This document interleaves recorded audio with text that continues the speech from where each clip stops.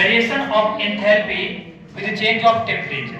तो टेम्परेचर के बदलने से एंथैल्पी कैसे चेंज करेगा इसके बारे में हम देख रहे हैं। आपको इतना तो बताया है कि एंथैल्पी ऑफ रिएक्शन कैसे लिखते हैं, तो ऐसा बताया क्या, summation of enthalpy of product minus summation of enthalpy of reactant.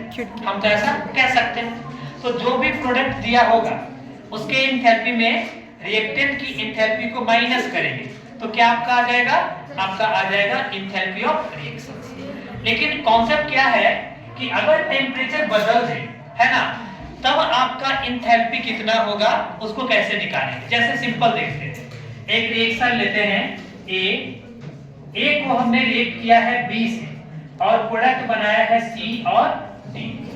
अगर आपसे पूछा जाए कि बताइए कि इसका एंथैल्पी क्या लिखेंगे, तो क्या कहेंगे, summation of enthalpy of product minus summation of enthalpy of reactant. आप ऐसे आसानी से कह सकते हैं। जैसे इस रिएक्शंस का हम लिखते हैं तो क्या लिखेंगे, तो देखिए प्रोडक्ट में कौन कौन है, तो चेक कीजिए सी और डी यही प्रोडक्ट में है, तो क्या लिखेंगे, इसको लिखेंगे ऐसे, enthalpy of C plus enthalpy of D. आप ऐसे आसानी से लिख सकते हैं। माइनस रिएक्टेंट में कौन कौन है, तो ए और बी, तो क्या लिखेंगे, एंथैल्पी ऑफ ए और प्लस क्या लिखेंगे, एंथैल्पी ऑफ बी। आप ऐसे आसानी से लिख सकते हैं। लेकिन हमें पूछा गया है कि टेम्परेचर चेंज करेंगे तो कैसे एंथैल्पी आएगा, तो क्या करना होगा, इसको पहले टेम्परेचर के साथ चेंज निकालना होगा। तो कैसे चेंज निकालेंगे, तो इस इक्वेशन को दोनों साइड क्या करेंगे, डिफरेंशिएट कर दें। सिंपल, तो क्या बोला गया कि डिफरेंशिएट कर दे, तो क्या कहेंगे, differentiating both side, differentiating both side with respect to temperature, with respect to temperature। तो आपको क्या करना है, इसको दोनों साइड डिफरेंशिएट कर दें। तो क्या करेंगे, दोनों साइड करते हैं तो क्या लिखेंगे, d by dt, यही डिफरेंशिएशन किसका, तो इस side del RH reaction of enthalpy. Next इस साइड क्या आपका है HC and HD, तो क्या लिखेंगे, differentiation d of HC upon dt, ये हो गया, प्लस d का क्या लिखेंगे, differentiation HD upon dt minus इसको भी कर लें, क्या आपका है, differentiation enthalpy of A upon dt minus change in enthalpy B upon dt। आप ऐसे आसानी से कह सकते हैं। तो हमने क्या किया, इस इक्वेशंस में दोनों साइड क्या किया, इसको आसानी से डिफरेंशिएट कर दिया। अब एक बहुत सिंपल सा फार्मूला बताया होंगे पहले, एक सिंपल सा फार्मूला होगा, एक ऐसा फार्मूला आपको बताया है। क्या बताया गया है, ऐसे देखिए, आपको बताया है DH = Cp × dt, ऐसा बताया है क्या, या ऐसा formula delta H = Cp delta T।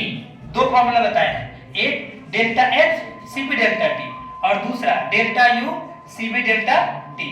तो हमने दो फार्मूले बताए हैं, इसी को यूज करते हैं। जैसे यहाँ पे क्या लिखा गया, इस टर्म को ध्यान से देखें, ये है dH by dt। अब इसको यूज करके लिख सकते हैं क्या, इस टर्म्स को dH अपॉन dt को क्या लिख सकते हैं, इसे लिख सकते हैं Cp, आसानी से लिख सकते हैं। तो ये भी Cp है, ये भी आपका Cp है, ये सारा क्या आपका हो गया, Cp का टर्म्स हो गया, सारा आपका Cp का टर्म्स है। तो इसको जैसे सॉल्व करेंगे, कैसे करेंगे, सिंपल। तो देखें ये पहला टर्म्स हो गया, तो फर्स्ट टर्म हो गया d del RH upon dt, इसे रहने दें, इज इक्वल्स टू, ये आपका लिखा गया dH by dt, ये Cp की वैल्यू है, इसे क्या लिखेंगे, Cp ऑफ C, ये हो गया, प्लस दूसरा क्या टर्म से आपका, ये D का वैल्यू है, इसे क्या लिखेंगे आप, Cp ऑफ D माइनस तीसरा टर्म क्या है, A का, तो क्या लिखेंगे इसे, Cp of A minus Cp of B। ऐसे आसानी से लिख सकते हैं। तो हमारे पास जनरल फॉर्म आएगी d del RH upon dt, इसकी वैल्यू। अब देखें ये आपका C का Cp, ये आपका D का Cp, तो हम कहेंगे ऐसा कि ये पूरे प्रोडक्ट की Cp हो गई, है ना, और ये आपका है A का Cp और ये B का Cp, तो किसका Cp हो गया, ये आपका रिएक्टेंट का Cp हो गया। तो आप इसे ऐसा कह सकते हैं, ये आपका लिखा गया है Cp of product minus Cp of reactant. इसको आपको ऐसे लिख सकते हैं, यानी फार्मूला हमारे पास आ जाएगा d del H upon dt is equals to, इसे लिख सकते हैं डेल्टा Cp। तो आपको लॉ याद रखना है, d del H is equals to del Cp into dt। इस इक्वेशंस को किरचॉफ के द्वारा दिया गया था, या इसी इक्वेशंस को क्या कहते हैं, हम किरचॉफ लॉ के नाम से जानते हैं। कॉपी कीजिएगा।